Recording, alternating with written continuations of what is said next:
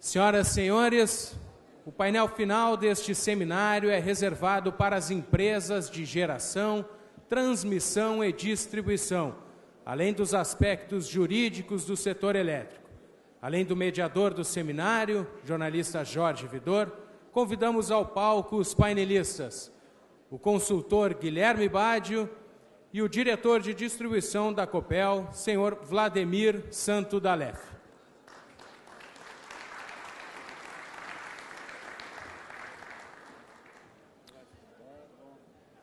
Guilherme Badio é mestre em Direito dos Negócios e da Integração Regional pela URGS, onde também fez sua graduação.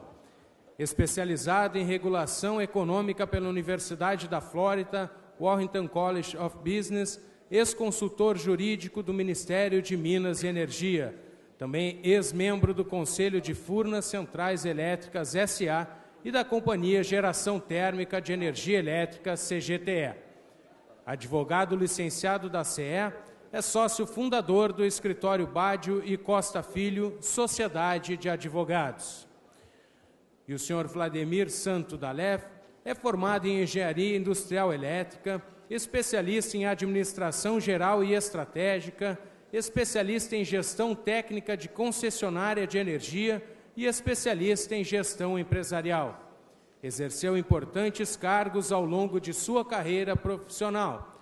Na Copel, foi superintendente de gestão de distribuição, assistente da diretoria de distribuição, superintendente regional de distribuição Leste Curitiba, superintendente regional de distribuição Oeste Cascavel, superintendente de engenharia e distribuição e diretor de distribuição.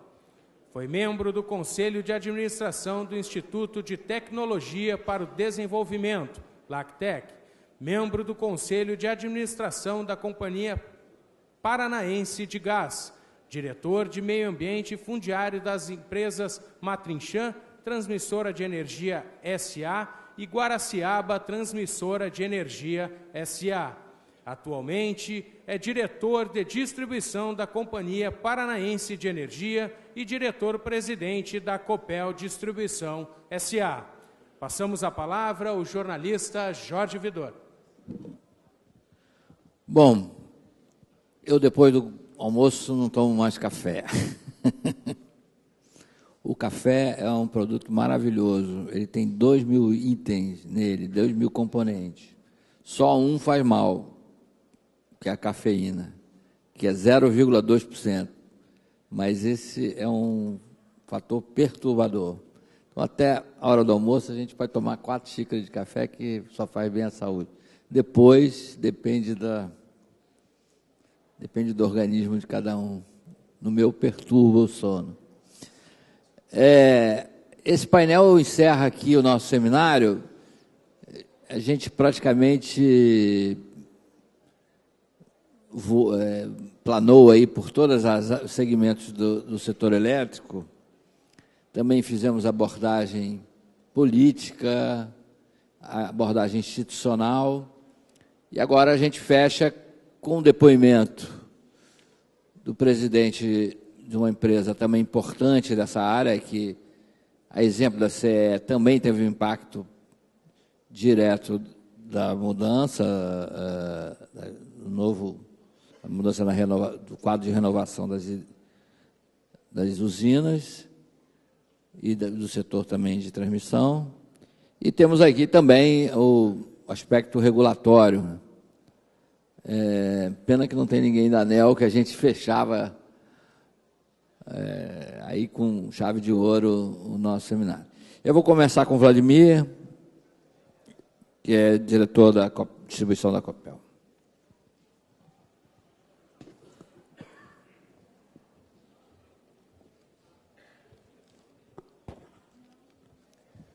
Boa tarde a todos.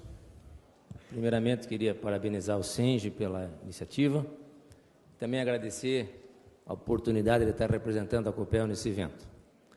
Imagino que todos já conheçam a Copel, que é a empresa de energia do Estado do Paraná, atua há quase 60 anos, e hoje atua nos segmentos de geração, transmissão, distribuição e telecomunicações. Mais recentemente, em novos energias, energia alternativa, em especial as eólicas também, como foi falado bastante há pouco, né? A Copel também tem investido em eólica, evidentemente fora do estado do Paraná. Nós estamos presentes hoje em 12 estados com investimentos além do Paraná. Bem, a abordagem aqui, evidentemente, vai ser mais voltada à distribuição, já que você falou bastante aí em transmissão e geração. Mas ainda assim, eu vou só colocar essa imagem, né, para poder ter a oportunidade de falar um pouquinho da decisão que a Copel tomou com relação à renovação ou não aceitação da prorrogação da concessão, né? Então, a Copel decidiu não renovar a concessão das geradoras, já foi dito aqui, isso foi muito criticado pelo governo federal, assim como a CEMIG, né, a CE, a CESP, ainda que para a Copel a não renovação representava menos de 10% do nosso parque de geração.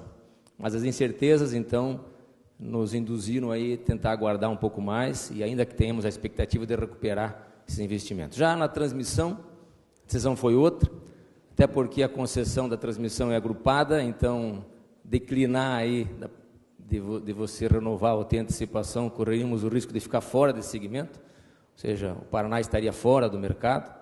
Então, o risco nos impôs aí um preço alto. Nós, evidentemente, como já foi dito aqui, acabamos aceitando aqueles 30% de receita, se comparado ao que nós tínhamos até então.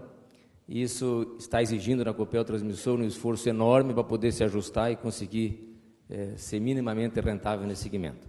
Mas vamos falar um pouco, então, da distribuidora. A distribuidora, ela também foi contemplada na 579, que depois virou a legislação, né, como já foi dito, a lei.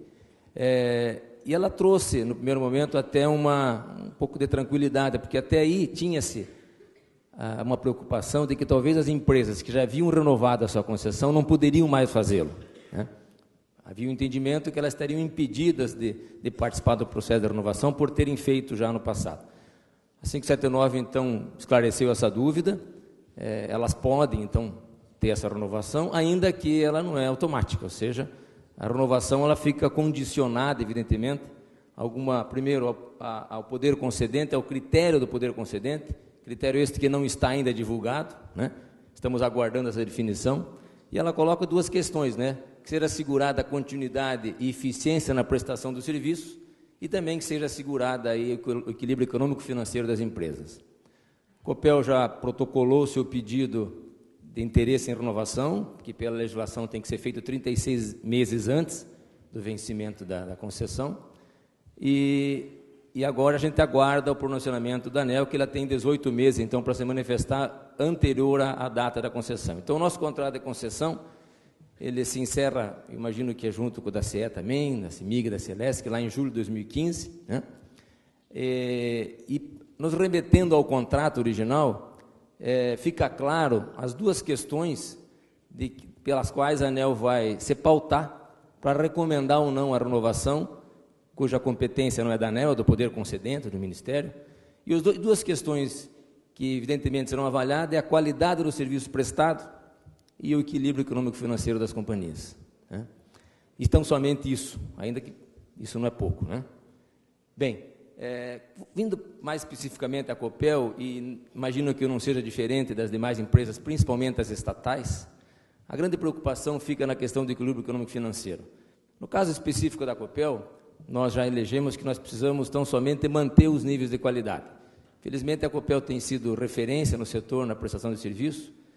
Esse reconhecimento é percebido pelo nível da qualidade do fornecimento, dos indicadores, que coloca a Copel sempre num referencial de destaque, e também nas pesquisas de avaliação, tanto da ANEEL quanto promovidos pela Brade. A Copel tem aparecido aí sempre entre as duas melhores empresas avaliadas, e no quesito de qualidade do atendimento, ela tem sistematicamente aparecido como uma empresa que presta o melhor serviço do Brasil. Infelizmente, na questão financeira, e principalmente se você avaliar, o índice de sustentabilidade, que é uma relação da dívida da empresa pelo EBITDA menos o investimento, o CAPEX da empresa, o nosso resultado não é bom, e a gente não sabe exatamente qual vai ser o indicador que a ANEEL vai adotar, mas esse pode ser uma sinalização, né? E em sendo esse, a nossa tarefa realmente não será pequena, né? Esse indicador diz o seguinte, quer dizer, você teria que, em tese, gerar caixa suficiente no EBITDA para fazer os investimentos no mínimos, aqueles que dizem respeito à depreciação dos ativos, né? E essa sobra de caixa, abatendo os investimentos, teria que ser suficiente para acabar com a tua dívida em 7 anos. Mais ou menos esse é o referencial que a ANEEL colocou por enquanto, mas ainda não oficializou como sendo o indicador único que vai ser avaliado na questão financeira.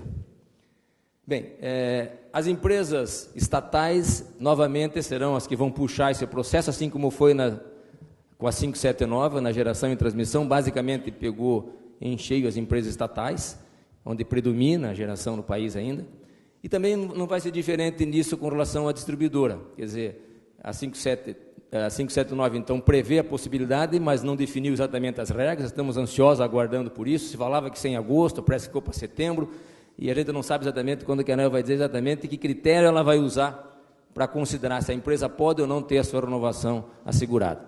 O que chama a atenção é que dos 24 milhões de consumidores que estão prestes a ter as suas empresas colocadas à prova, né, 90% são empresas estatais, né?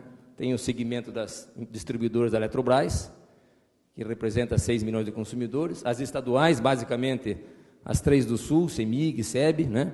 Daí 16 milhões de consumidores, e um número bem menor de empresas privadas. Então, de novo, as estatais, elas terão aí o peso de ser pioneiras e testar o modelo que está sendo implementado. A gente já percebeu que o modelo da 579 para a geradora de transmissora carece de aperfeiçoamento, né?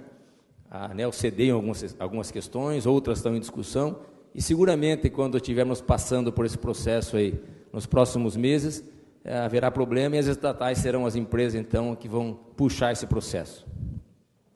Esse gráfico aqui é um gráfico interessante, apesar de perigoso, né, mas de qualquer forma eu usei em trazê-lo, vai nos expor um pouco, mas é um gráfico que Opa, desculpa, o que houve aqui? Apertei demais. Pode me ajudar aí? Eu apertei muito aqui, foi para frente. Então, aquele gráfico lá é o seguinte, ele mostra as empresas que passaram recentemente pelo processo de revisão tarifária. Não sei se todos sabem, mas a cada 4 anos as distribuidoras são passadas a limpo. A ANEEL, a ANEEL, então, a cada 4 anos, faz uma reavaliação toda da companhia e define a receita requerida. O que é isso? Qual que é a receita que a ANEEL entende necessária e suficiente para que a empresa possa pagar os seus custos, repassar esses custos para a geradora, essa parte da receita para a geradora, para a transmissora, encargos, tributos, consiga operar o seu sistema e ainda sobra um recurso para remunerar o capital investido e para reinvestir pelo menos a cota de depreciação, tá certo? Só para vocês terem ideia, desse montante que as distribuidoras recebem, os R$100 que vocês pagam na conta de luz no final do mês, 25% vem para a distribuidora, R$25. R$75 vão para as geradoras, para as transmissoras, para os encargos, tributos. Desses R$25 que vem para a distribuidora, R$10 mais ou menos são recursos destinados para os investimentos de cota de reintegração, da depreciação, porque se eu não fizer, eu vou estar queimando o valor da empresa e deteriorando o sistema, que vai contribuir à qualidade do sistema, e também a remuneração do capital investido. Sobra, então, para a distribuidora, efetivamente, operar e manter o sistema, R$15 desses 100 que vocês pagam no final do mês, tá certo? Esses R$15, eles se resumem em custos operacionais, que a gente chama de PMSO, que é custo de pessoal, materiais, serviços e outros. A Brade preparou um gráfico aqui das empresas que passaram pela revisão tarifária recentemente. Esse gráfico é muito interessante porque ele mostra na linha 100 aqui, ó, ele coloca na mesma base todos os custos das empresas. É como se todas tivessem gasto o mesmo valor. E aí nessa linha ela compara quanto é de receita, daquele valor de receita requerida que a ANEEL calcula e permite que a empresa repasse para as tarifas, qual é o valor que a ANEEL deu para cada uma das empresas. Então veja só, pegando o exemplo aqui da primeira empresa, dos R$100 que ela usou e foi necessário para operar e manter, ela poderia ter 150 e alguma coisa. Essa empresa embolsou então um lucro maior, tá certo? E que permitiu, então, ela ter uma margem muito maior. Pegando o outro extremo aqui, né, essas 3 últimas vizinhas aqui, Copel, CIE e Celesc, né, usando a mesma base, essas empresas, então, dos 60 que elas tinham para gastar, foram gastos 100, tá certo? Ou seja, essas empresas aqui, se você considerar que 30% mais ou menos daquela parcela B, que não é custo de geração, transmissão, encargos, que você simplesmente repassa, 70% é PMSO. Se você gastar mais do que 30% do que esse valor, você está comendo toda a tua depreciação, que teria que ser investido, e toda a remuneração do capital. Se você passar disso, aí você está em insolvência, porque você não gera caixa para fazer frente às suas despesas. Bom, fazendo aqui, né, uma avaliação, deixa eu apertar com cuidado aqui, veja só.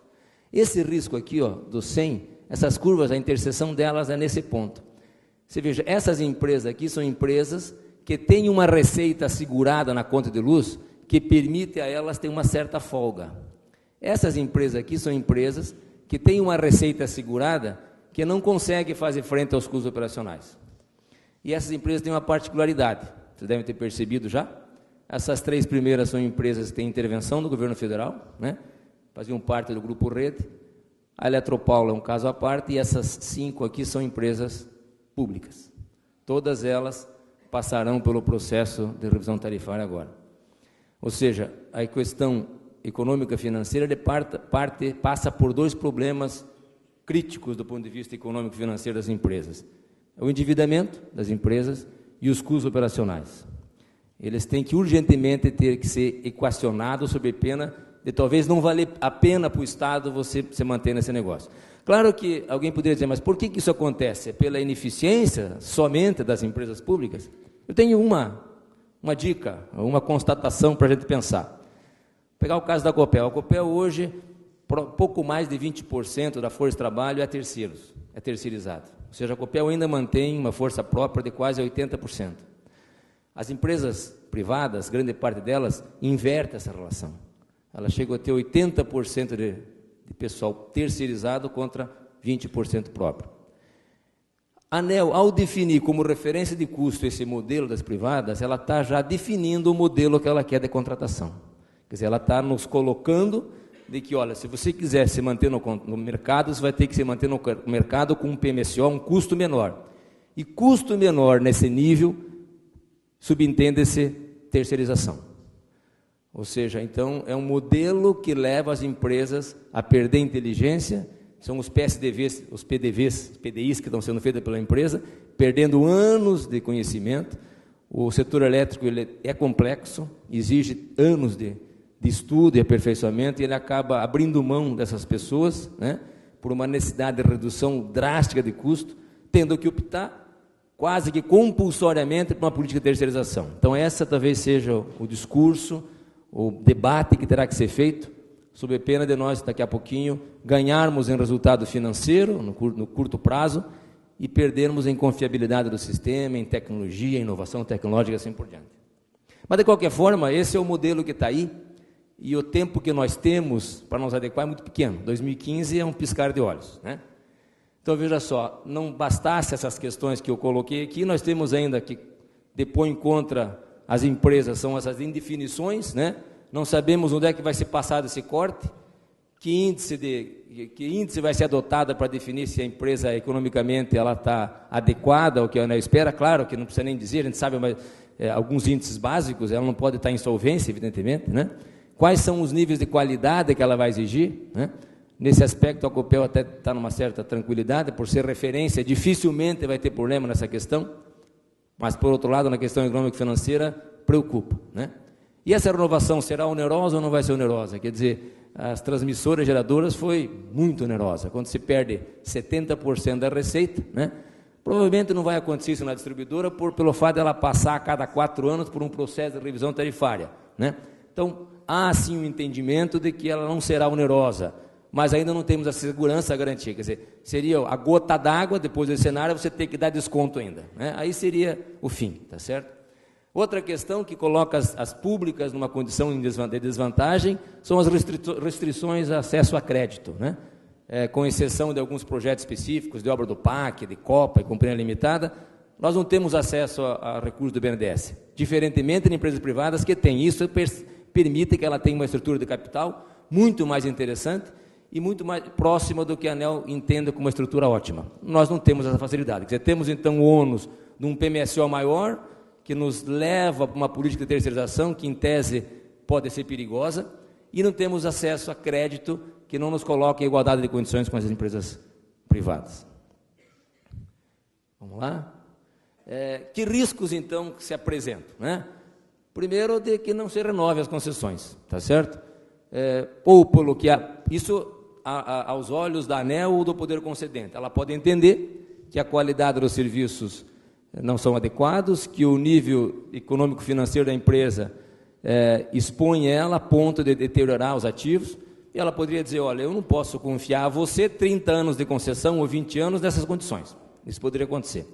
E poderia acontecer também que não passa a não ser mais interessante para o Estado ter esse tipo de patrimônio, onde ele é obrigado, tá certo, a eventualmente ficar deteriorando o sistema, e no final isso pode redundar em um péssimo serviço à comunidade e que não interessa ao governo nenhum, e muito menos ao Estado, né? Tem duas informações que eu tirei da imprensa. Valor Econômico, então, a Eletrobras já anuncia que pretende vender as distribuidoras federalizadas, né? Mais recentemente, agora, semana passada, foi anunciado um prejuízo de 1 bilhão por ano nas 6 distribuidoras do governo federal, né? Então, mostra de que as empresas federais estão em condições até piores do que as estaduais, né? As estatais dos estados. Bem, o que nós temos que fazer, então, além de chorar, né? O que nos resta é rezar para que tenhamos aí um cenário e com alguns referenciais factíveis, tá certo? E tentar, ainda que esse modelo não parece muito justo, né, mas é o que está aí, e não há uma perspectiva aí de que vai mudar até 2015, nós temos que fazer uma gestão muito séria na questão do endividamento, alongar essa dívida, tá certo? Ter certeza que essa dívida ela possa ser paga com a geração de fluxo de caixa, e para ela ter uma geração de fluxo de caixa suficiente, o nosso EBITDA tem que ser maior do que todo o CAPEX e sobrar alguma coisa para essa dívida, né? Coisa que está difícil que as empresas públicas consigam por conta do PMSO, dos custos operacionais. Então, não há outra saída que não seja conhecer exatamente esses critérios, praticar benchmark, ainda que aquelas empresas que eu mostrei tenham uma folga muito grande nos custos operacionais e que eu possa atribuir essa folga a uma terceirização, pode não ser só isso, pode ser que elas sejam, de fato, mais eficientes aí do que as nossas empresas, né? Temos que reduzir os custos de PMSO, e aí a redução tem que ser com ganho de produtividade.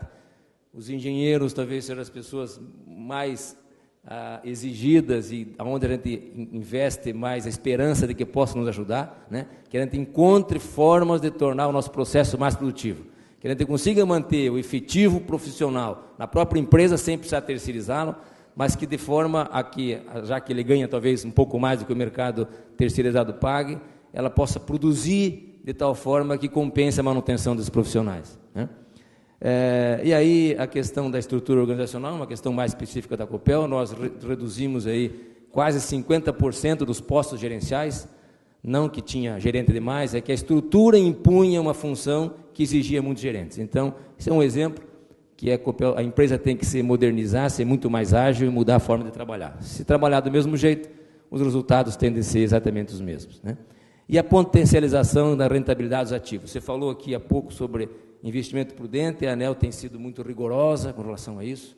Ela se reserva o direito de definir se aquele investimento é ou não prudente, e a hora que ele inventa que não é prudente, aquele investimento fica no limbo, porque ele não é ativo que será remunerado, e nem tampouco o custo que vai fazer parte da parcela B. Então, ele não é nada. Quer dizer, então, nós não sabemos exatamente como conviver com isso, né? É claro que pode até haver exageros, é claro que se você fizer investimentos e não tiver um órgão regulador forte, até por ser monopólio natural, poderia correr o risco das empresas investirem de forma não prudente e acabar onerando o consumidor através da rentabilidade, tá certo? Mas é um ponto realmente que preocupa. E, para encerrar, esse é o compromisso que eu tenho colocado para os colaboradores da Copel, onde eu estou há quase 30 anos, e a gente tem discutido muito nos últimos meses com relação a isso, e a gente tem assumido com eles alguns compromissos, um deles de que a gente vai conseguir a sustentabilidade que garanta a renovação da concessão e com a manutenção do emprego. Claro que não sem ganho de produtividade. Essa é a contrapartida que os empregados terão que nos dar. E ainda é um compromisso pessoal, eu acho que dá para acreditar ainda, e nós temos o compromisso de provar que empresa estatal pode ser tão ou mais eficiente que as empresas privadas.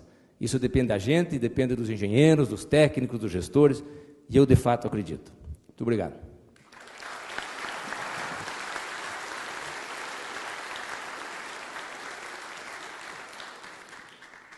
Obrigado, Vladimir. Agora vamos dar espaço para os advogados, né? Guilherme, quer falar daqui? Se você quiser, não tem problema. O advogado tem que subir na tribuna, né? Eu só ia te sugerir puxar um pouco o microfone, porque eu vi que o Vladimir estava assim. É um perigo dar um microfone para o advogado, né? Mas tudo bem. Mas eu queria, antes de mais nada, cumprimentar meus colegas aqui desse painel, agradecer ao presidente Azambuja e o Senge pelo convite. Para mim, especialmente, é uma honra vir para cá, poder discutir, eventualmente contribuir com alguma coisa, encontrar amigos, e eu também cito aqui o diretor Halber, o diretor Carrion, não só amigos, como profissionais com quem eu aprendi muito. E me foi passado, então, o tema de falar sobre uma visão jurídica, né, perspectiva jurídica do setor de energia elétrica. O pessoal normalmente olha para mim e brinca, né? Pô, tá bom, né? Essa confusão toda para o advogado é um espetáculo, confusão, briga jurídica, discussões e tudo mais. E eu, com toda a honestidade que um advogado pode ter, digo que o que nós estamos enfrentando hoje é um pouco mais do que aquele limite do caos. Nós estamos numa situação hoje, eu diria, muito delicada em relação ao setor elétrico, às questões regulatórias do setor elétrico, porque nós estamos hoje no meio de uma judicialização do setor elétrico, uma judicialização que eu não via desde o tempo do racionamento, em que agentes brigam e disputam arbitragens e ações judiciais entre eles e a Câmara de Comercialização, entre eles e a agência reguladora, eles e o poder concedente, o Ministério de Minas, a União Federal. E isso não é bom.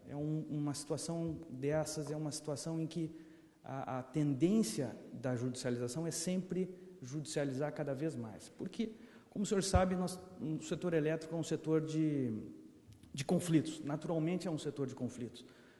De um lado nós temos os geradores querendo comercializar energia aos menores preços, os compradores, os usuários finais, consumidores querendo comprar ao menor preço, e há sempre uma discussão, uma disputa. E isso nos leva a um conflito. E sempre as partes têm que ceder, todos cedem. Geradores, comercializadores, transmissores, distribuidores, agência reguladora, o governo, todo mundo cede. Mas quando a gente entra num período de crise, num período de conflito judicial, que é o que nós estamos enfrentando hoje, a tendência, aquela animosidade, aquela vontade de ceder não existe. Então, eu acho que esse momento é um momento complicado para o setor elétrico. E eu diria que são fundamentalmente, e também não querendo me simplificar demais, mas a gente pode dizer que em dois momentos as coisas se acirram no setor elétrico. Quando o preço da energia sobe, e quando há mudanças de regras. Então são os dois momentos, momentos esses que nós estamos hoje vivendo. Se por um lado nós temos o aumento dos preços decorrentes, talvez até de um sistema de operação, e um modelo de leilão que recentemente, nos últimos anos, tem contratado muita energia de fontes pouco operáveis pelo operador nacional. Não sei se o operador esteve aqui, mas ele tem sistematicamente dito, o ANS tem sistematicamente dito que a operação dessas usinas termoelétricas de CVU elevado, de custo variável elevado, eólicas que tu não decide quando tu vai entrar com elas, quem decide é o vento. E hidrelétricas sem reservatório nos levam a uma situação de despacho de termoelétricas que acaba encarecendo o preço do mercado. E é esse, digamos assim, é a origem das discussões que nós temos observado nos últimos tempos, relacionadas ao aumento do preço, primeiro pelo despacho de térmicas fora da ordem de mérito, e que alguém tem que pagar essa conta, porque se é fora da ordem de mérito, os senhores sabem que o PLD, o preço de liquidação de diferenças no mercado de curto prazo, não vai ser suficiente para pagar os custos de operação dessas usinas. Então, alguém tem que pagar. Pela regra anterior, havia uma repartição de custo, uma divisão de custos, em que os agentes assumiam determinados custos, os consumidores assumiam outros custos, e havia, de certa forma, uma relação mais harmoniosa entre eles. Harmoniosa até é fácil falar, porque normalmente quem paga isso é o consumidor, que não discute, né? Então, quando está na conta do consumidor... Mas o que aconteceu com o CNPE número 3 é que os custos se elevaram e o governo teve, de certa forma, dividir esses custos, porque senão a conta se tornaria impagável. E a reação do setor elétrico, a reação de praticamente todas as associações, empresas, foi reagir a isso, não só reagir judicialmente, como também, de certa forma, se afastar de um diálogo com o governo. Isso se viu não só em relação ao CNPE número 3, mas também em relação à discussão que aconteceu no início do ano, a ressazonalização, não sei se os senhores acompanharam, mas a Agência Nacional, num determinado momento, suspendeu as liquidações do mercado de curto prazo, sob o pretexto de que havia sido feita uma ressazonalização, uma sazonalização da energia assegurada das hidrelétricas do MRE a destempo. Teria sido feito isso em fevereiro, quando o correto seria ter feito isso em dezembro.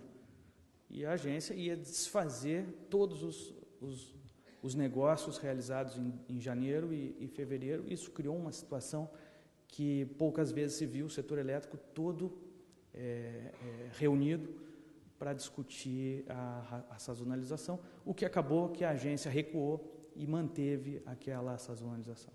Então, eu acho que hoje nós estamos vivendo algumas questões que nos fazem refletir.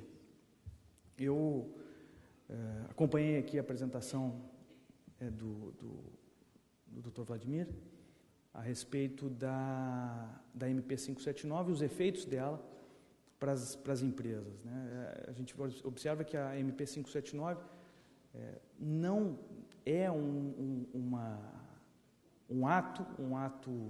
decisão de governo que resultou numa judicialização generalizada do setor. O que aconteceu é que algumas empresas, especificamente CEMIG, eu não sei se CESP entrou em juízo também, mas que se sentiram lesadas e foram buscar o seu direito. Mas não houve uma judicialização generalizada como tem acontecido com o CNPE número 3, provavelmente vai acontecer agora, não sei se os senhores também acompanharam, o Ministério de Minas afastou o benefício do REID, que é o Regime Especial de Infraestrutura, das usinas destinadas ao mercado livre. E isso certamente vai impactar nesses agentes, vai trazer impactos negativos, e eles procurarão preservar seus direitos, até porque o REID não leva, é um programa de incentivo à infraestrutura, e infraestrutura é algo que se tem no país, independentemente ou especificamente do destino que se dá momentaneamente àquela energia. Então, como eu vinha dizendo, eu acredito que o momento hoje é de reflexão. A gente tem observado a tentativa enfim, não só da agência reguladora, mas também do Ministério de Minas e Energia em implementar determinadas decisões sem a devida discussão com os agentes e sem a devida utilização dos instrumentos normativos adequados para veicular determinadas matérias. Eu tive a oportunidade de trabalhar nas reformas de 2013 e 2004, que, os senhores recordam, a gente tinha saído do racionamento, o Brasil saía do racionamento, sabia num período em que as geradoras estavam descontratadas, havia uma redução da demanda, as distribuidoras tinham sido afetadas com essa redução de demanda, então tinham redução de receita, uma redução significativa, tanto que houve um programa específico do governo, chamado RTR, Recomposição Tarifária Extraordinária, para recompor a receita das distribuidoras. Os consumidores não sabiam exatamente se o setor elétrico teria uma solução de curto prazo, ficavam receosos de uma nova crise, e naquela ocasião a então ministra de Minas e Energia, hoje presidente Dilma, assumiu o Ministério de Minas e Energia, chamou um grupo de pessoas e disse: olha, vamos trabalhar com o setor elétrico, vamos buscar mecanismos de regularização do setor. E uma das palavras que eu hoje recordo, que a presidente e então ministra falava muito à época, era de segurança jurídica, de estabilidade regulatória, de respeito a contratos. Isso, os senhores lembram, o governo Lula assumiu com a perspectiva de romper contratos e ela deixou isso muito claro. E a partir daquela reforma, e para mim é um exemplo que nós devemos utilizar, ela não apenas discutiu com os agentes e com as associações, chamava foros de discussão, os senhores aqui provavelmente devem ter participado de algumas discussões, ela usou instrumentos normativos, usou a lei, usou medidas provisórias, que depois foram convertidas em lei, foram mais de 400 emendas para cada uma das duas medidas provisórias, a 145 e a 144 e 145. Ela criou um período de transição em que os agentes puderam migrar para aquele novo regime, o regime que vige hoje, e não houve judicialização. Houve discussão política, como e a democracia é assim que funciona, houve uma discussão política de partidos de oposição que ingressaram com ações diretas de inconstitucionalidade no Supremo Tribunal Federal. Mas isso faz parte do jogo, o Supremo não concedeu as medidas liminares, julgou algumas dessas ações, e o modelo se fortaleceu. O modelo se fortaleceu porque as premissas de construção do modelo foram devidamente adequadas, na minha perspectiva. Nós tivemos aí nos últimos anos uma mitigação de risco de contratos de longo prazo, em que as distribuidoras viabilizam a expansão da geração. É claro que hoje nós já podemos fazer algumas críticas desse modelo que busca exclusivamente o preço, redução de preço, e a gente sabe que a redução de preço pode nos levar a fontes que não são as mais adequadas para a operação do sistema, mas, de certa forma, a gente não tem como negar que é um modelo de sucesso. Eu até abro um parênteses, há um mês atrás eu estive em São Paulo, num evento da Cogem, e eu fiquei muito contente em saber que o Estado de São Paulo está criando um modelo de expansão, de contratação de gás natural, que é idêntico ao modelo de expansão da geração do setor elétrico. Então, as distribuidoras declaram demanda para A-13 e A-5, e os fornecedores de gás, os supridores de gás, vendem o gás em contratos de longo prazo. O que, de certa forma, mostra que esse modelo é um modelo adequado. O que nós temos que fazer agora é pequenos ajustes. Mas fomos todos surpreendidos, eu estava conversando há pouco, o setor elétrico, a cada dia que passa, a gente tem uma surpresa nova. E, basicamente, eu acho que a reforma de 2003, 2004, que, de certa forma, se consolidou com a MP 579, mostra que o setor elétrico pode conviver com mudanças, mas desde que essas mudanças sejam adequadas, sejam razoáveis, atendam à proporcionalidade das medidas, sejam discutidas e enfim, haja uma compreensão de todos. O que eu insisto é que o nível de judicialização que nós estamos hoje vai precisar de algum tempo para que as partes consigam voltar a discutir e buscar uma solução adequada. Voltando à ponderação da apresentação sobre as distribuidoras, Não me parece, aí isso é uma opinião minha, mas não me parece que o governo e a agência reguladora vão estabelecer níveis de exigência para a prorrogação das concessões de distribuição, porque a lei foi feita justamente para essas distribuidoras que estão aí, né? Nós não são naquele gráfico que foi apresentado, a gente tem ali as distribuidoras privadas, as distribuidoras particulares, mas não são elas que estão em discussão a prorrogação dos contratos, de modo que eu não acredito que o governo vá fazer uma lei permitindo a prorrogação e criando condições que não viabilizem efetivamente essas condições. Agora, é certo que as distribuidoras vão ter que se esforçar efetivamente para melhorar os índices de qualidade, a redução de custos. Isso a gente sabe que para uma estatal às vezes um problema. A estatal vive num nível de receita e despesa às vezes até desproporcional ou negativo, mas eu acredito que vai ser inevitável que se estabeleçam regras cada vez mais rigorosas para isso. Se a solução vai ser terceirizar, se vai ser diminuir quadros, enfim, isso vai ser discutido com a agência reguladora e necessariamente com o poder concedente, que é quem vai dar a decisão final, né? Então, bom, senhores, eu não sei se o meu tempo passou, se não passou, eu acabei falando um pouco aqui, mas eu queria dar a minha contribuição no sentido de que é preciso agora um período de reflexão de todos, não só do governo e da agência, como dos agentes do setor elétrico, e ver se é possível caminhar para uma solução adequada, porque a confusão, a briga, no nível que nós estamos, não é boa nem para os advogados. Alguns vão discordar, mas, enfim, faz parte desse processo. Eu agradeço a atenção dos senhores, me coloco à disposição aí para eventuais perguntas. Muito obrigado.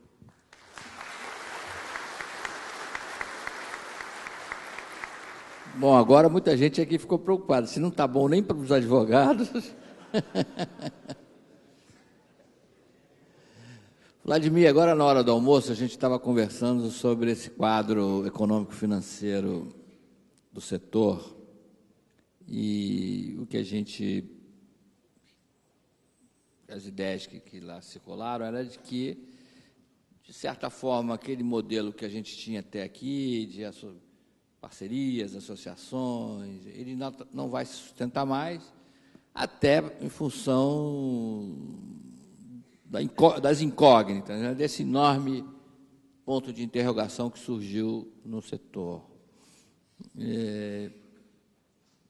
O mundo também está meio esquisito, né? O mundo ficou esquisito. Não só o Brasil, não. A economia mundial passa um momento assim estranho, esquisita, né?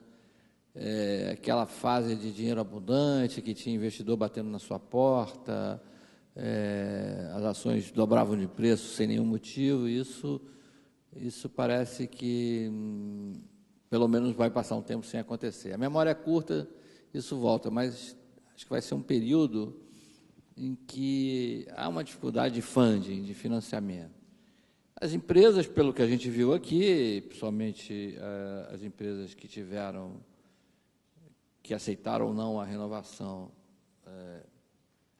das concessões, elas não têm uma capacidade agora momentânea de geração de caixa que possa fazer com que elas banquem futuras expansões, investimentos, ou até a expansão vegetativa que elas precisam ter.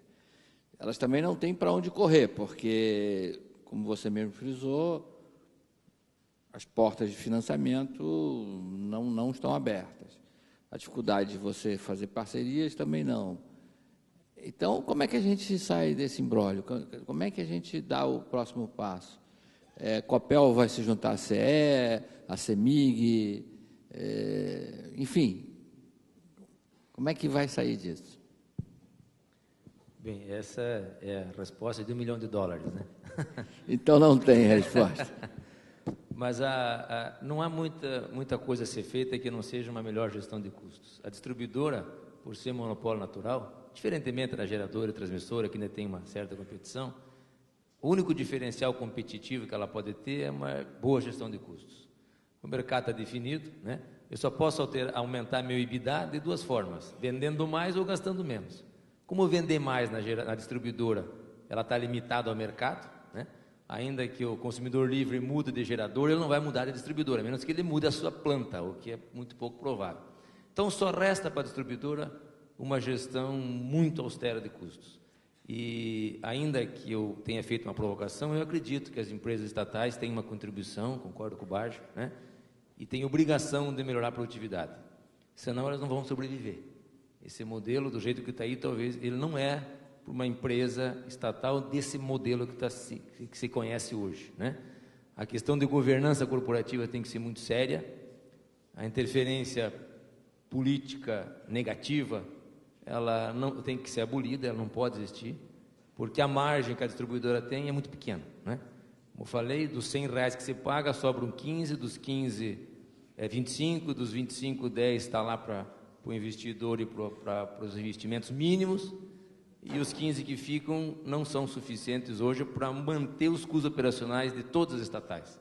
Nenhuma das estatais consegue viver com aqueles 15% que está lá.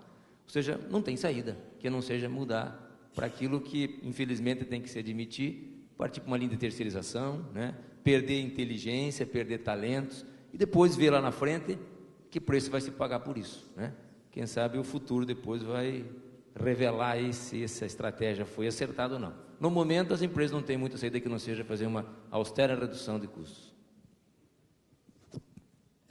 Guilherme,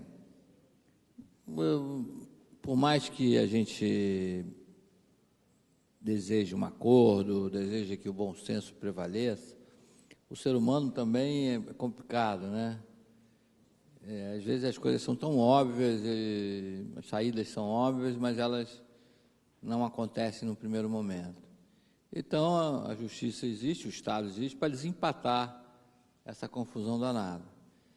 E, pelo que a gente viu, e o presidente da CESP falou isso, vou ter que resolver na justiça, não tem jeito. Parece que se esgotou a tentativa de entendimento. Pela sua experiência, a gente sabe que a justiça brasileira, ela é lenta até no que ela domina, né? Assuntos consagrados, jurisprudência, questões que já passaram pelos tribunais. Mesmo assim, quando ela vai tomar decisão em cima disso, ela é lenta, muito lenta até. E entra numa esfera nova, que é uma esfera muito técnica, né? Essa questão muito técnica, não só do ponto de vista das leis em si, mas da operação em si. Como é que então, isso vai ser resolvido no ano 2050? Qual é a sua perspectiva? Excelente pergunta, Vidor. O que acontece, né? É uma briga de liminares. As ações judiciais do setor elétrico, elas de certa forma se resumem a brigas de liminares. Quando a decisão liminar é uma decisão tomada pelo magistrado, que ela pressupõe fumaça de bom direito, pressupõe perigo da demora, e uma parte briga com a outra para ter a estabilidade da liminar.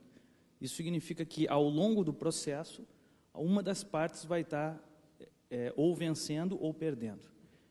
O que a experiência mostra é que, quando o governo ganha e estabiliza a liminar em seu favor, ele vai para uma mesa de negociação mais fortalecido. Se ocorre o inverso, quer dizer, se o agente, a associação, ganha, estabiliza a liminar em seu favor, ele acaba chamado pelo governo para negociar e vai com uma posição fortalecida. Então, o que nós temos mesmo, de fato, é a briga das liminares. Ela, no caso do CNPE número 3, a gente está agora TRF, agora provavelmente vai para o STJ, isso só as liminares, e nós temos aí uma briga de 2, 3 meses. As ações judiciais, elas vão levar muitos anos, porque é uma discussão muito árida, complexa para o juiz. O magistrado não está preparado para enfrentar essas discussões. Isso é ruim para o setor elétrico, porque ele tira do setor elétrico a decisão quanto a essas questões e passa para a mão de um juiz que vai, às vezes, se valer de um perito, ou dois, ou de uma assistência, e que a gente sabe que não tem a mesma qualificação, o mesmo conhecimento dos técnicos da agência, do Ministério, das estatais, que, aliás, o Ministério hoje é repleto de servidores de estatais. A agência reguladora também foi construída a partir das estatais, que devemos a ela o setor elétrico brasileiro, o crescimento do setor elétrico brasileiro dos últimos anos. Me permite só fazer um comentário sobre essa questão da adaptação das estatais. Eu vim hoje de manhã, estive em São Paulo, discutindo a reforma do setor de portos. E o setor de portos tem uma curiosidade. As estatais do setor de portos, elas são infinitivamente piores do que as estatais de energia elétrica. Não que as estatais de energia sejam ruins, né? Eu acho que elas realmente são muito boas, mas as estatais de portos são empresas muito mais antigas, retrógradas, não tiveram a renovação que as estatais tiveram. E o que aconteceu? Qual foi a alternativa? Foi começar a tirar competências das companhias docas. As docas do setor portuário, antes da reforma da década de 90, que foi em 93, ela começou, o que era então uma administração de um porto, passou a dizer assim, olha, a estatal vai cuidar só disso, porque essa outra parte, que é a expansão, a construção de terminais, ela não tem condições de fazer. E esse é um risco que o setor elétrico tem que levar em consideração, porque na medida que a estatal não conseguir cumprir com a sua finalidade, não conseguir atender à expansão da demanda de energia elétrica, ela corre o risco de, olha, tudo bem, então é o seguinte, essa parte aqui eu vou tirar de ti e vou passar para um outro, e assim ela acaba sendo mutilada e reduzida e cada vez minguando mais. Então, esse é um cuidado, assim, eu sei que é fácil falar, mas é uma constatação que a gente deve reconhecer e trabalhar para que isso não aconteça. O Regis, ele te pergunta o seguinte: você acha que no futuro teremos somente 8 a 10 distribuidoras no país para ter grande escala e ser rentável? Botou 8 a 10, mas ele está querendo falar que vai haver um processo de fusão. Bem, essa história se ouve há bastante tempo, né? E a sinalização que a ANEEL tem dado, ela quase que nos induz para esse caminho. Quer dizer, as pequenas tendem a não ser mais rentáveis, né? E, então, eu acredito sim que, sendo mantido esse modelo que está aí, as empresas terão que se fundir mesmo, né? Espero que a Copel esteja entre essas 8 ou 10. A última pergunta agora, nosso Guilherme. Diante desse processo todo, você acha que o processo de regulação, quer dizer, a capacidade da ANEEL, é porque não tem ninguém da ANEEL aqui, por isso que eu posso fazer essa pergunta. Eu queria dizer o seguinte: a ANEEL se enfraqueceu nesse processo? Eu acho que não. Eu acho que a agência reguladora, o que aconteceu com a ANEEL, né, assim, esses últimos anos? A ANEEL fez uma enorme renovação de seus quadros, o ingresso de novos servidores públicos com uma remuneração muito competitiva com o mercado privado, fez com que bons quadros entrassem para a agência. A agência passou, então, a talvez ser um pouco mais rigorosa do que a razoabilidade pede.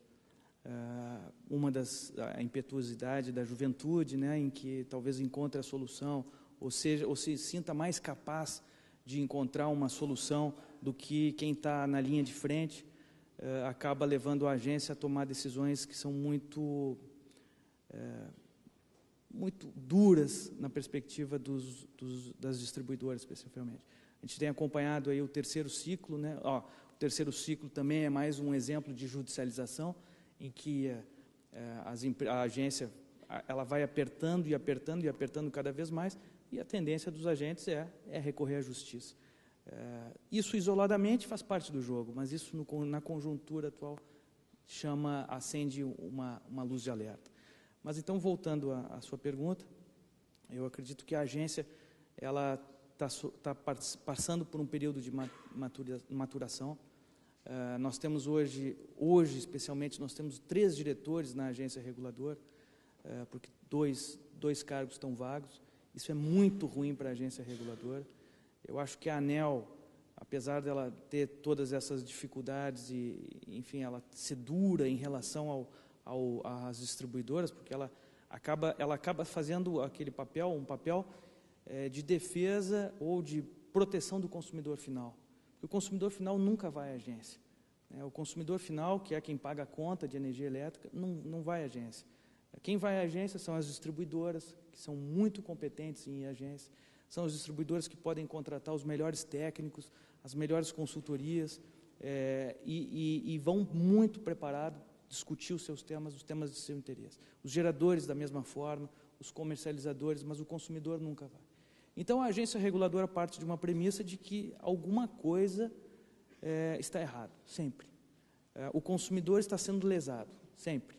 E aí ela acaba criando defesas, porque há efetivamente uma assimetria de informações pela agência reguladora, que não sabe todas as informações que as distribuidoras detêm. Então, acabam, às vezes, apertando um pouco mais, mas digamos assim, é o risco de quem não tem toda a informação e está, de certa forma, protegendo o interesse público, o interesse do consumidor. Então, concluindo, eu ouso dizer que a agência, a ANEEL, é uma das melhores agências do país.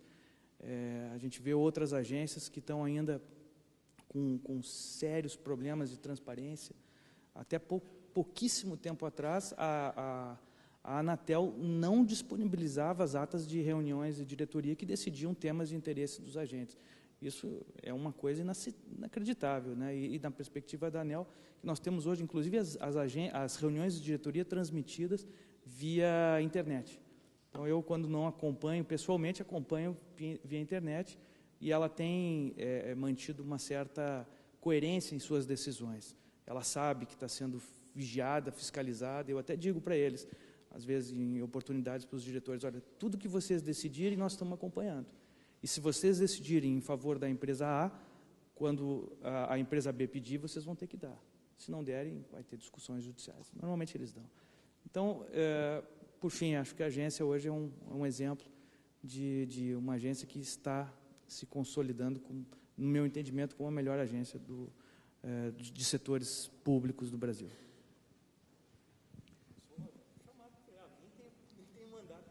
Tudo bem, tudo bem. Eles vão gostar de saber que isso está sendo gravado, né? A gente vai mandar para eles essa... Bom, gente, agradeço muito vocês terem ficado até esse final, mas é boato a história que nós vamos sortear um transformador de 500 kVA. Não é verdade. Vladimir, muito obrigado. Guilherme, muito obrigado. Eu queria agradecer pessoalmente a vocês, a paciência aqui com o moderador, desculpem as brincadeiras, mas é que a gente ficou sentado aqui o dia inteiro, já ganhamos alguma intimidade, né? Passo a palavra para o nosso mestre de cerimônias para o encerramento. Boa tarde a todos.